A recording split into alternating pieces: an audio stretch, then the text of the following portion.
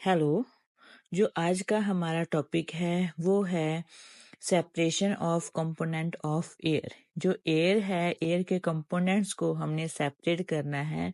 और आज हम मेन जो सेपरेट करेंगे एयर के कंपोनेंट्स में से ऑक्सीजन गैस को।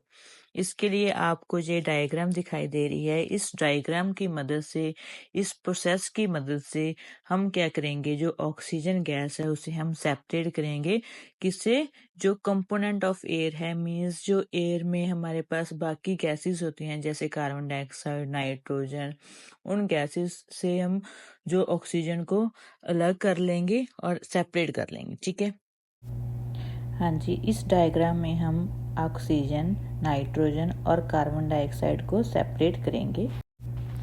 इसके लिए हमारे पास जो एयर है वो एंटर हो रही है फिल्टर के थ्रू। जैसे ही आप डायग्राम में देख रहे हैं, पहले फिल्टर लगा हुआ है, उसमें से जो एयर है वो पास हो रही है और ऊपर की ओर जा रही है। उसके बाद एयर ऊपर फ्लो कर रही है। वहाँ पे जो हमारे पास सेक्शन है उसे हम बोलते हैं कंप्रेशन। जहाँ पे जो एयर है वो कंप्रेस होगी, उन्होंने लिखा हुआ है एयर अंडर प्रेशर से वो कंप्रेस होती है। जैसे ही एयर कंप्रेस होती है तो उसका जो टेम्परेचर है वो हाई हो जाता है, मतलब एयर हॉट हो जाती है। जो हॉट एयर है इस पार से ऊपर की ओर हमारे पास राइट हैंड साइड जाते हुए नेक्स्ट टैंक में जाती है। उस नेक्स्ट टैंक में क्या है, एक सर्कुलर पाइप है जिसमें से जो नीचे से जो कोल्ड वाटर है वो पास आउट हो रहा है। फ्रीजिंग कोल्ड वाटर, बहुत ठंडा पानी पास आउट हो रहा है।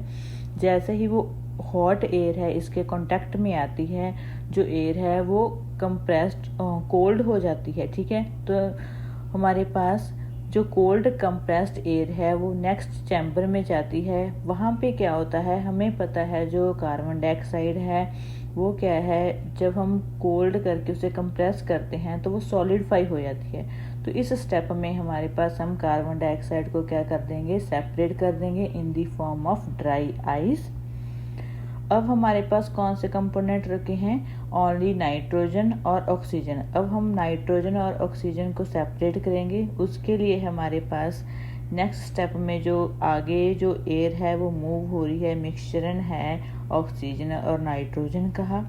वहाँ पे जहाँ पे ऑक्सीजन कार्बन डाइऑक्साइड सेपरेट हो चुकी है, उसके बाद हमारे पास आता है, हम ऐड करते हैं एक्सपेंशन जेट, जिसके साथ क्या है, वो जो कोल्ड एयर है, कोल्ड कंप्रेस्ड एयर है, वो क्या है, हम उसे एक्सपेंशन जेट के थ्रू पास आउट करवाते हैं। तो जो एयर है वो लिक्विफाई हो जाती है।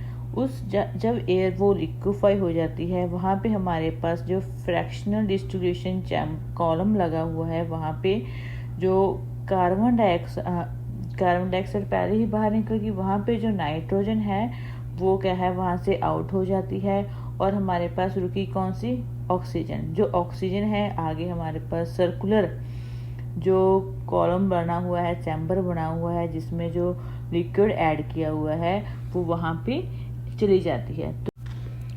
तो हम बोलेंगे if we want to separate our oxygen gas from our air, we have to separate out all the other gases present in our air. Thus, the air is compressed by increasing the pressure and then it's cooled by decreasing the temperature to get a liquefied air. Thus, the liquid air is allowed to warm up slowly in a fractional distillation column where gases get separated at a different height depending upon their boiling points. Means if we want to separate any gas, then main phenomena is that we have to separate these gases on their boiling points, which are different for different gases. And thank you for watching this video, and please like, share and subscribe my channel. Thank you.